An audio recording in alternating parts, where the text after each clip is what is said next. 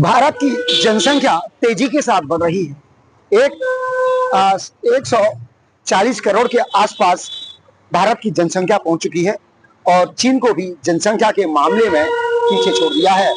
जनसंख्या बढ़ने के साथ ही युवाओं को बेरोजगारी का सामना करना पड़ रहा है, लेकिन सबसे बेहतर और सबसे अधिक मुनीफ अगर कोई रोजगार है, सबसे अधिक मुनाफा देने वाला कोई व्यवसाय है तो वो है राजनीति।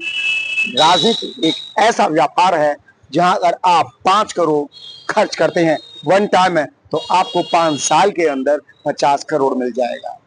यही राजनीति है। अगर आप इतना पैसा शेयर मार्केट में भी लगाएंगे तो भी आपको शेयर मार्केट से मुनाफा नहीं मिलेगा। आप समझ सकते हैं कि आखिर एक बड़ा नेता अपने बेटे को, अपने पोते को और एक पीढ़ी दर पीढ़ी चलता आ रहा है। आखिर ऐसा क्यों है कि एक पार्षद अपने बेटे को भी पार्षद, अपने विधायक अपने बेटे को विधायक, अपनी पुत्री को विधायक, अपने दामाद को विधायक, यानी परिवार में परिवार ये सारी चीजें चलती हैं। आखिर क्यों चलती हैं? आखिर सांसद अपने बेटे को सांसद बनाना क्यों चाहता है? आखिर क्या कारण है? क्योंकि 5 करोड़ लगाने पर 50 करोड़ का मुनाफा होता है।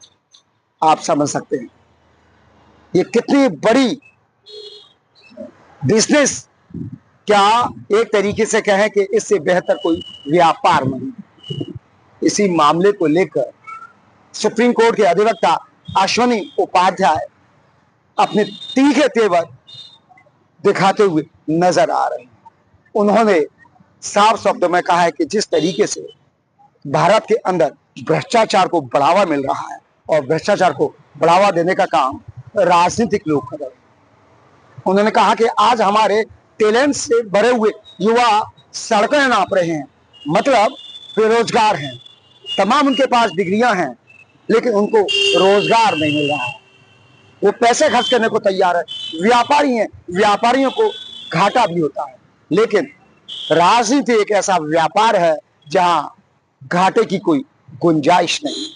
सिर्फ एक बार आपको पैसा खर्च करना है और आपका उसको तमाम गुना मुनाफा निश्चित तौर पर मिलेगा और इतना मुनाफा आपको शेयर मार्केट में मिलेगा। देखिए अश्विनी उपाध्याय ने इस मामले में क्या क्या कहा।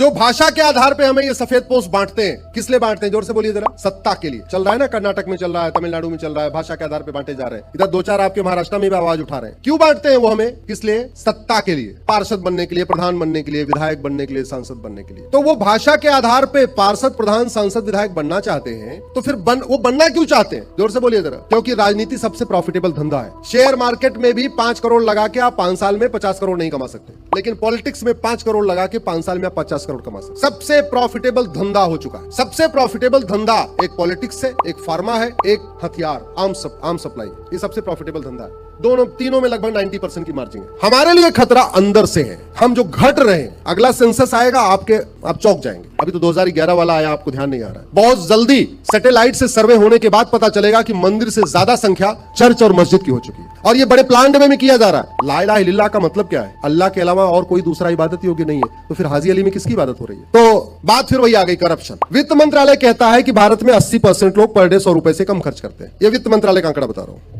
मात्र 20% लोग पर डे 100 रुपए से ज्यादा खर्च करते हैं। तो 100 रुपए से बड़े नोट की जरूरत है क्या? जोर से बोलिए जरा। 2000 वाली बंद हो गई है, 1000 वाली बंद हो गई है। एक धक्का और दो। 500 को लिखना शुरू करिए फेसबुक पे कि ये 500 की नोट हमारे लिए बारूद के समान है। मैं आपसे कह रहा हूं 100 रुपए से बड़ी नोट बंद हो जाएगी, हमारे 25% खतरा हमारे लिए कम।